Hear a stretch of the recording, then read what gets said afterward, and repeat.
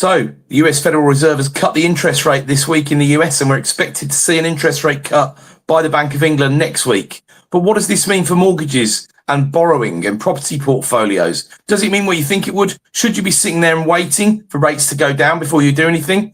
No. And if you stay watching, I'll tell you why. And we'll also be talking about how you make sure your properties are ready for the cold of the winter. And we have our person of the week. Welcome to Mortar and Margins.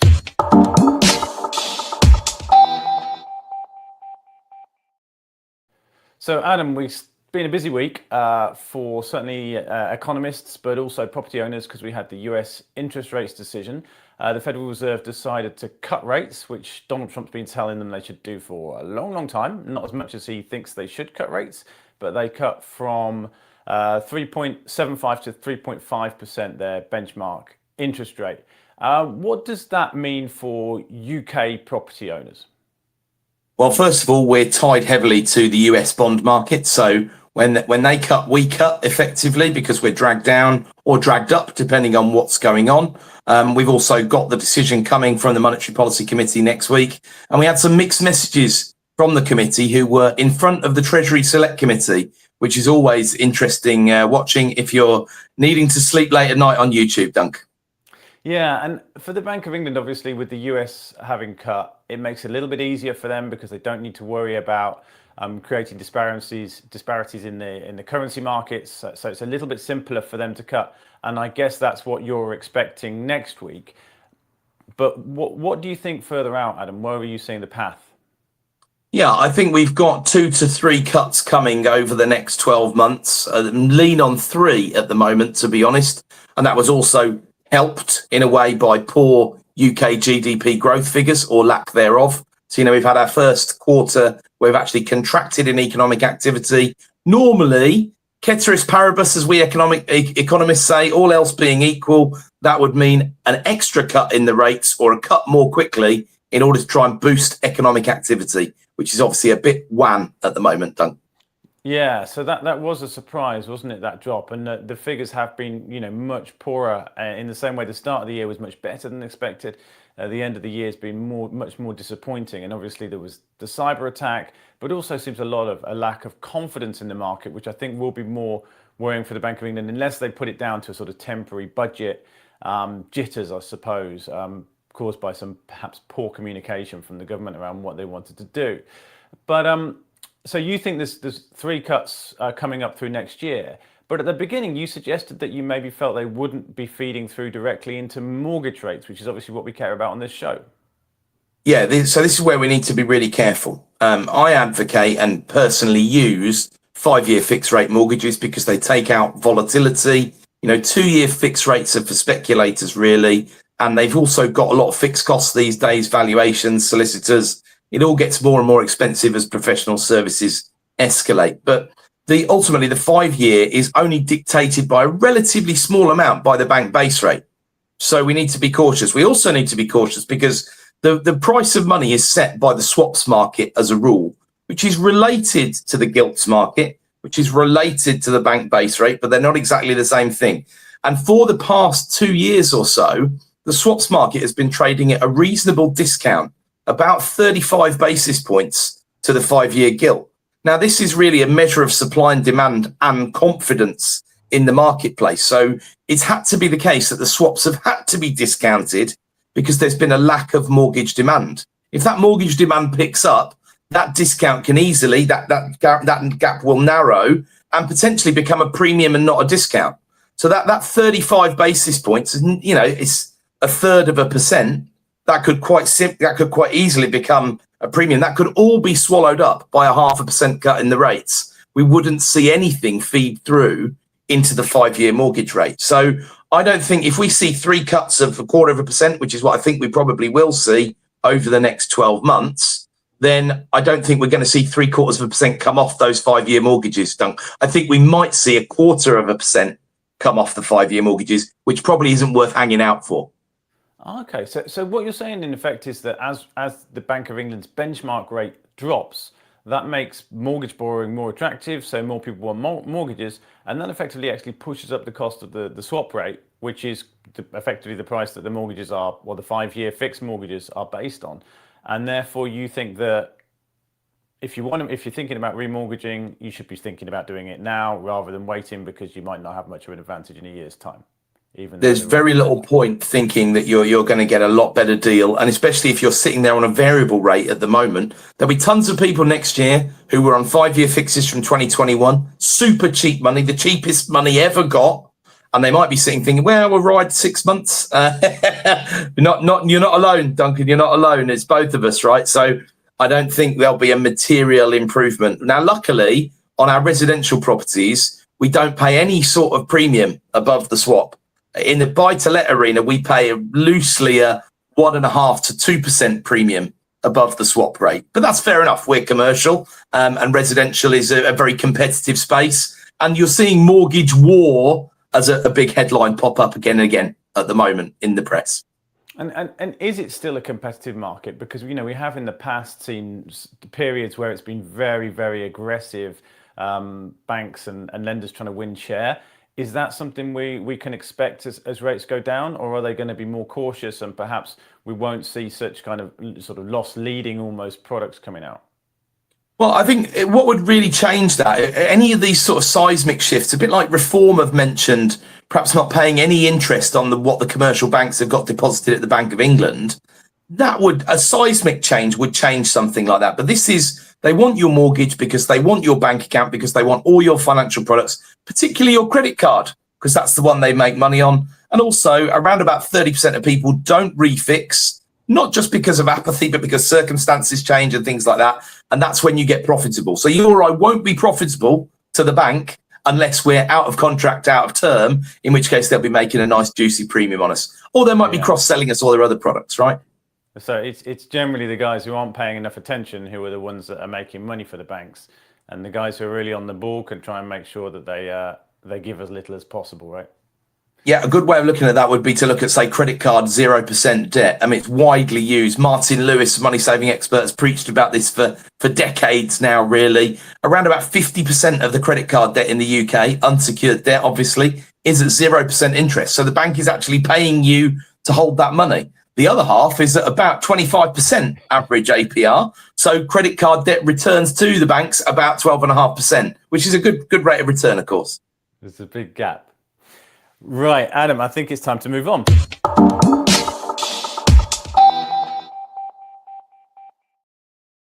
And I see behind you, Adam, you've got some blankets piled up. Is it cold in your house at this time of year? Well, we need to watch as the temperature drops and think about our energy performance certificates and our efficiency on that front, especially with the price of utilities, even though, of course, we're all going to get £150 discount, supposedly, next April per property, Duncan. But yes, that's a reference to energy performance measures and just preparing your portfolio for winter. And a little reminder that we saw in the budget the removal of the Eco4 scheme, the energy company obligation, something that we've used across our portfolio substantially in order to get grant-funded improvements to bring energy performance up to a C or above. We're still waiting for any announcements about primary legislation. We're lost at sea in the market, to be honest, Duncan. And really, we need a new grant scheme announcement before we see whether they're really going to try and push through this 2030 EPCC measure. So it's a very quick breakdown. Currently, you can't let anything under the minimum energy efficiency standards if it's below an E on the EPC rating. Some people, what they've done in Scotland, very sensibly, is step up towards a D to then get to a C. In England, they're talking about just moving straight to a C and then to a B in the longer run. And the move from C to B would be utterly seismic. There's no feasible way to do that. I don't really believe that will happen. But going from E to C will be quite disruptive. 74% of what's in the PRS does not qualify at the moment on that basis, although it is improving slowly. And just in your portfolio, Adam, do you know what sort of percentage you have that would make a C grade? So so the vast majority can make a C grade, but now over 50% of ours makes a C grade. In fact, over 70% of ours. Thanks. We've been quite proactive on these schemes, not knowing how long they would last, of course, and not wanting to look a gift horse in the mouth. But we have quite a lot of low value stock, and the government, or the previous government, correctly recognised that if you've got a house that's worth 50k and you're told energy performance measures, and housing associations are saying things like 36k is the average retrofit spend on a property to get it to EPCC. If the bricks value is 50, you're not going to spend 36 because it's not going to make it worth 86. It's going to make it worth about 51. So there's no return on investment. It's not a feasible business case. So they supported it with grant funding. And it needs to be supported because the single very much largest contributor to carbon emissions is leaky property in the UK. Right, okay. And so what are the easiest measures that landlords should be taking or could be taking to improve their performance in that regard? So heat pumps have been a big deal. They're absolutely not suitable for every property. You have to start with insulation and what the EPC people call the heat loss perimeter. Now, this doesn't mean we had a property this week where the tenant had mentioned about build-up, condensation, a little bit of mould appearing. Upon investigation, they had taped shut all of the windows with masking tape because they were concerned about drafts and things like that. But people don't realise if the house can't breathe, then that is what will create the temperature differential between inside and outside. So there's a huge educational piece, not just for tenants, but for all property owners. You know, the PRS looks loosely like the owner-occupier sector as far as the percentage of stock that is EPC C or above. Not that C is necessarily the holy grail. Oh, okay. I mean, I think we'd definitely come on to that in a future episode, Adam, about how you communicate with tenants, because I think that's a great topic, and that's something landlords have not been that good at, right? Having good communication patterns. But I think we'll probably leave that for another time. So for now, you're saying that if you're a landlord, look at what you can do, what you can get grant funding for right now, because you might not have it very long. Think particularly about insulation and then potentially about heat pumps if it's suitable for the property. And what kind of properties are suitable for heat pumps? Well, detached, very much so. Anything not on the gas grid, complete no-brainer. But actually, they can fit in terraces as well, generally speaking. So they need some room for it to exhaust in the rear garden. So difficult for flats and things like that, especially as there's a freehold scenario, which is going to potentially prevent that from happening. But there's a lot of misinformation out there about heat pumps. So I'd say to people, do your research. Don't be put off by horror stories. There have been things like spray foam, for example, that have materially impacted people's mortgageability and their house value, sort of untried and tested technology. So the heat pumps do work. They are efficient. They do save people money, especially if they're in concert with a system such as a solar array and a battery, which again can be part of the grant funded solutions, depending on where your EPC is, where you are in the country, and who your tenant is. And is it possible to invest in this kind of, let's call it technology or improvements, and get some of that value back? Or you mentioned earlier that really without grants, you would be losing a lot of money. Are you still losing a little bit of money even with grants? So the difficulty is the capture for the property owner. I see that. So if you're running HMOs and things like that, you're including the bills in the rent. So it's much easier for you to recapture the value.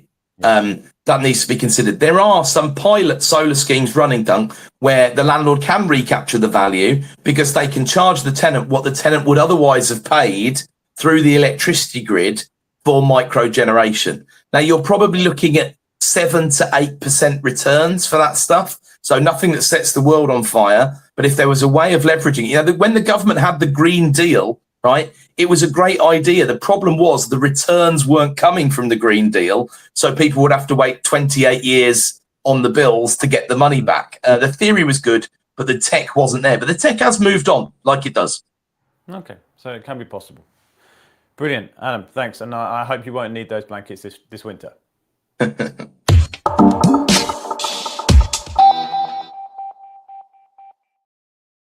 Right, it's now Person of the Week time, and we have this chap up behind me. There he is, got him. Who is Sir John Stanley. Now, Adam, honest question, did you know who Sir John Stanley was before I told you yesterday that he would be our Person of the Week? Do you know what? I'm ashamed to say I absolutely didn't. And I really should have done. But I did then, of course, do my research. Absolutely. So just quick intro for any of our other viewers who maybe don't know who Sir John Stanley was, who passed away last week. He was a politician. He was initially, I suppose, came to fame as the parliamentary private secretary of Margaret Thatcher in the late 1970s when she was in opposition. When she formed a government, he took a range of ministerial posts. He was very popular with Mrs. Thatcher, and I think she trusted him. She often gave him tasks to kind of supervise or even watch over some of the ministers that maybe she didn't trust. He was in housing, he was in armed forces, he was in Northern Ireland. I read his obituary in the Telegraph, and it seemed he managed to make himself very unpopular with many of the people he worked with. Seems to be an incredibly rude person. Managing to offend, particularly, I think, soldiers who maybe are quite difficult to offend, I would have thought. But he proved to be a little bit unpopular, I would say, and redeemed himself rather as a backbencher when he was on the Foreign Affairs Select Committee and was very heavily involved in questioning officials about the sexing up of the Iraq war dossier, and did, by all accounts, a very good job then. However, what he is known for in relation to this show is the right to buy scheme, which he did successfully push back on a lot of opposition, especially from Labour, but also from peers who were worried about this and worried about the unfairness it would cause between the private rental sector and the public rented sector, where tenants would have this automatic right to be able to buy their properties. So what's your verdict on his legacy in that regard, Adam? Well, the greatest wealth transfer of all time from the state to the people, and relatively targeted, of course, at people who were at the time comparative serfs. It didn't look like the rental market today. A third of people or more were in state-owned housing, and it was a brilliant way to transfer wealth to them. It was a bit like a lottery ticket style system. The discounts ranged, 33 to 50%. The take up in the first few years of Right to Buy was about 350,000 homes very, very quickly in the early 1980s.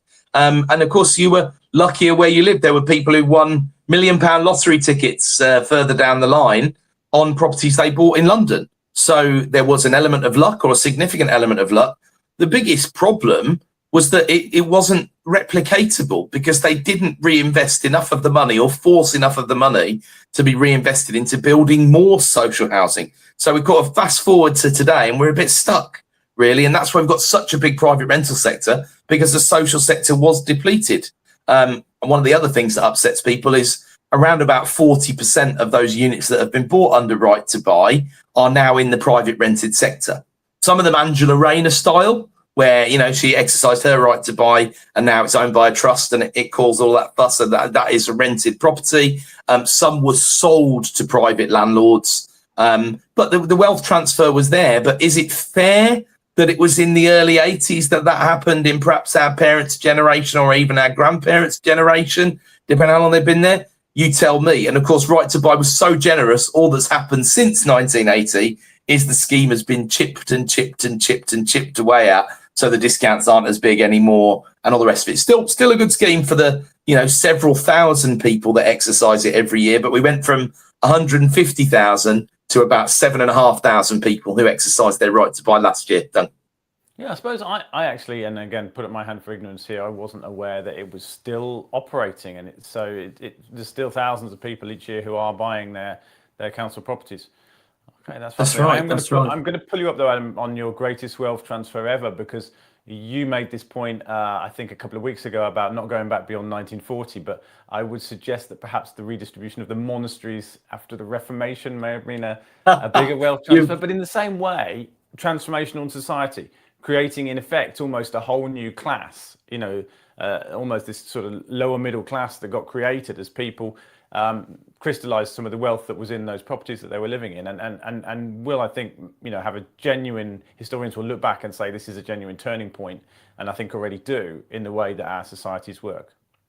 All I can say to that is divorced, beheaded, died, divorced, beheaded, survived. That's all I have to say on the dissolution of the monasteries and the redistribution. I think that's a great note on which to end, Adam. It's been a pleasure talking to you. We will be back next week hopefully around the same time. We'll see if we do it live or not. Let us know if you want us to, if it worked well live, or if you prefer us to do it recorded and put it out later. Thanks for joining us. Thanks, Duncan.